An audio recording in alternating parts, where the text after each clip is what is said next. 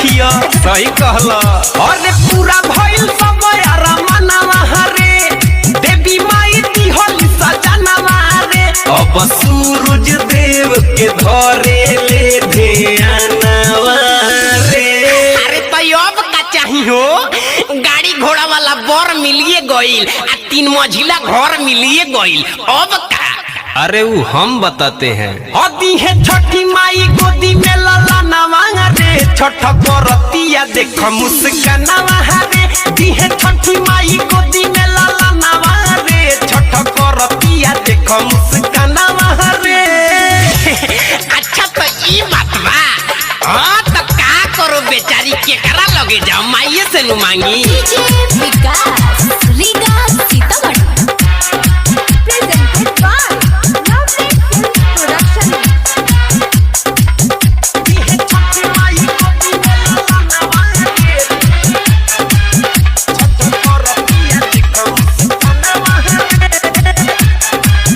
छठ करतिया देख मुस्कानवा रे।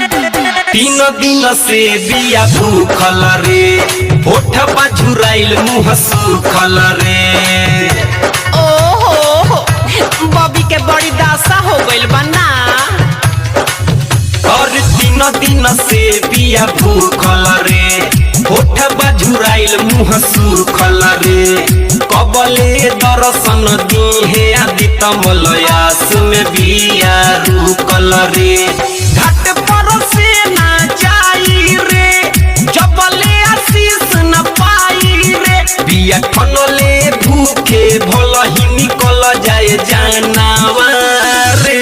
हाँ तो ठीक तो करतिया बॉबी रे, जब लेके माई तोरा के आशीष दीहे ना तब तक यहाँ से हिले के नइखे, भिड़ल रह। दी है छठी माई गोदी में लाला नवा रे, छठ करतिया देख मुस्कानवा रे। दी है छठी माई गोदी में लाला नवा रे, छठ करतिया देख मुस्कानवा रे।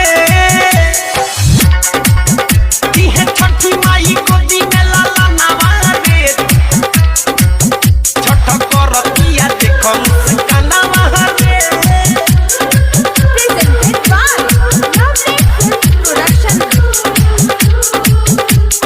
आप सुन रहे हैं अमित पटेल की आवाज में। सब कुछ करा पास बाहो, एक ही गोलाल के आस बाहो। अरे तो वो मिली, एमे चिंता के का बात बा?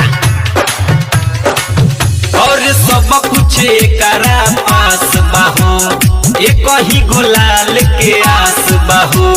कबले सपना पूरा होई, सोच के मनवा उदास बाहो। पूरा कदाई छठी माई हो, दे दो एगो बबुआ खेलाई हो। तो फरद कर हमरो इहे बकहानावा रे। ओहो आई हो राम, ए छठी माई, ए सूरज बाबा, बॉबी पर दया करो। हदी है छठी माई गोदी में लाला नवा रे, छठ करतिया देख मुस्कानवा रे। दी है छठी माई गोदी में लाला नवा रे, छठ करतिया देख मुस्कानवा रे।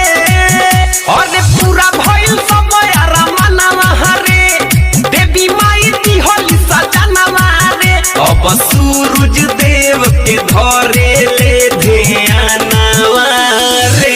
अरे वाह, हौ देखो माई के आशीष भइल, हो ते दिया देखो जर गइल। आ बॉबी सच्चा मन से पूजा कइलस, गोद एकर भर गइल जी।